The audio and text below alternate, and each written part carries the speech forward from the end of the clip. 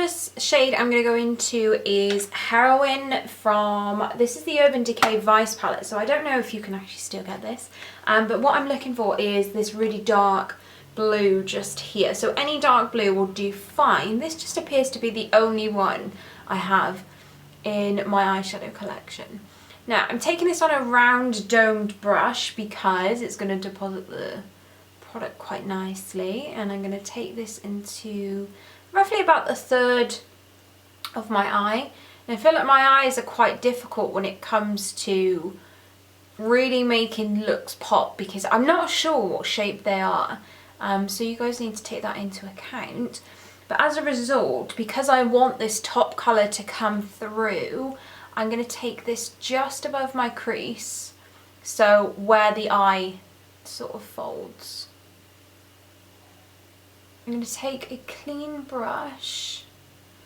I need a different mirror. I need one that's so close up to my face. I might just hire maybe Ben or something to just stand here with a mirror in front of my face. So I'm not making any attempt here to blend the product out, but what I want to do is soften the edges. So I'm pushing the product, and I'm quite lucky that this shadow is quite a nice blendable shade. To blend that out even further, what I'm now going to do is take a different brush, and I'm going to go into my Beauty Bay, the Beauty Bay Bright Matte 9 colour palette. I really, if you guys are experimenting with eyeshadow palettes, this is one to get. I think it's like £6 or something, or £8, something along those lines. It's really, really inexpensive. Now what I'm going to do is take a bit of Pacific Dreams, which is this blue, just here on a 224 Luxe Defined Crease brush from Zoeva. I'm going to tap off the excess,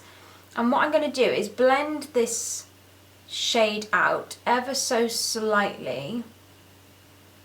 Literally not using much pressure at all. So I'm holding the brush at the bottom and I'm just swiping that product. And I'm taking this quite high up, so if you can see here, I've aimed sort of maybe not even like maybe a centimetre possibly here. So I'm going to do the exact same, just by swiping and then packing that product on where the sort of dark blue meets that light blue. Next shade I'm going to go into, I'm staying with the same palette. I probably use these for all of the bright shades, to be honest.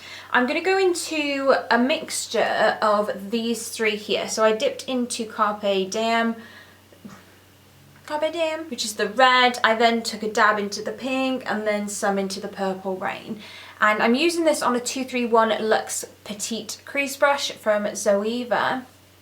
And what I did here is I just nuzzled that colour maybe sort of, well, quite far into the eye, I suppose. And I just wipe off that brush, and I'm going to go back into Purple Rain, which is, well, the purple shade. And I use this in between those two shades, because I thought if that pink has some sort of purple undertone to it, I thought it might blend. And then what I'm going to do is go into the orange, which is Heat Wave, just here on, I think it's the Real Techniques base shadow brush. But what I like to do with this is it's a really good packing brush, but at the same time it doesn't put too much on. And I'm going to take this front of my eye, and I'm using my bones to literally using my eye bones to give me a guide of where to put this.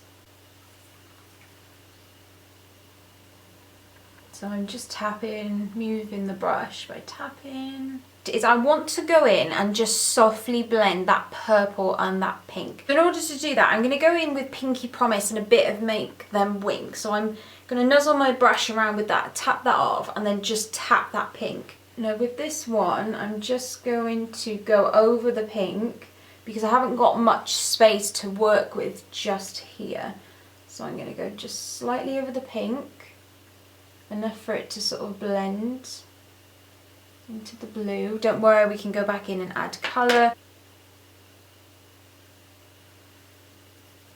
And then I'm going to go back into the orange. You're going to have to keep keep adding loads of product because colours will just naturally sort of disintegrate. And then I'm just going to go into another brush with that yellow and just add that to our inner third. So once you've got your base colours down, it's going to look quite chalky and quite messy at the minute, but what we're going to do is go in and cut the crease. I think your main sort of point at this minute is getting these shades blended, so making sure you're blending the orange out by using the yellow. Pink went a little bit patchy for me this time, which is just typical because when I do things off camera, naturally I'm going to be closer to a mirror. I'm going to have a bit more focus, but just making sure each and every one of those shades are blended out to where it possibly needs to. So I'm going to add a bit more pink just there and just weave that into the blue. I'm going to take the L'Oreal Infallible Concealer, which is just really, really good for cutting your crease because it dries down really, really nicely. It's not left wet. And I'm going to use a paddle brush that looks like this, and I'm going to coat this in concealer. What I like to start off is just by adding concealer to begin with. And I'm going to take this so it probably covers the majority of my eye. Brush ever gets a little bit like bristly as well, make sure it's just coated in loads of product so that it's forced to go to the natural shape of the brush. So what I do is just cover sort of the main section. I let myself build up to the actual moment. Now what I do is just take the brush and literally wiggle where I can feel my crease. Now I know that sounds a bit silly, but what you will need to do is if you sort of just look forward and then do it like that, it might help a little bit.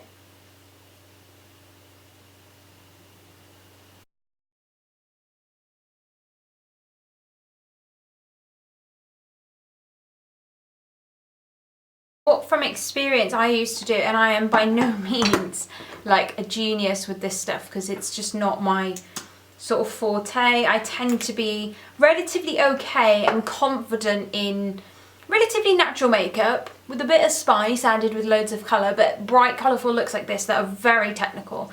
It is definitely out of my comfort zone. Now I like using my fingers to, even though it's not necessary, I like using my fingers to just tie in that product with the outer shade. Not only is it sort of positive reinforcement that what you're doing is actually starting to look okay, but it just ties the whole look together. So just use your fingers to dot whatever colour you have on the outer third. For the inner corner, you're not going to see this very much, to be 100% honest, because it might be my lighting that won't show up. But what I'm going to do is put like a frosty, pearly white shade on the front of my eyes. So I'm going to go in with Bobby Dazzle from the same Vice palette. You can pretty much get this shade in like Makeup Revolution highlighters. They tend, any eyeshadow palette usually will tend to come with a shimmery white shade.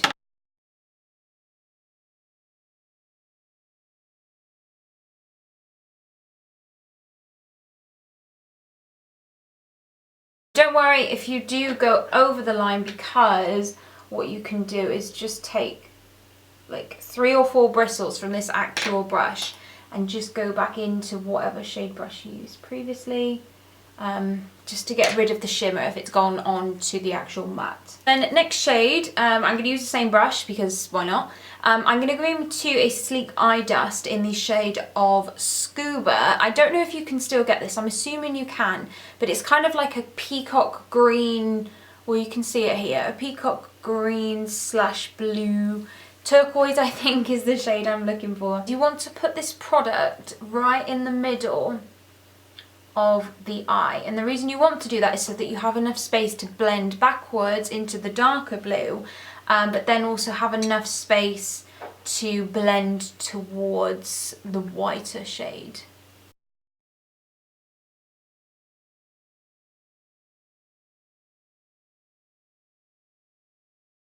But now what I'm doing is, now the majority of that product has left the brush, I'm just going to pull it into that white shade Where if you feel like you go too much into the white, just because you can sort of sort that out afterwards and literally just go back straight into the white. Now that's done, I'm going to go back into that original brush that we first used with the original shades and pretty much repeat what exactly it was that we did to begin with. I'm using this just to darken up the outer part. Don't worry, we've got a harsh line here all of a sudden, so we're going to blend that, so do not fear.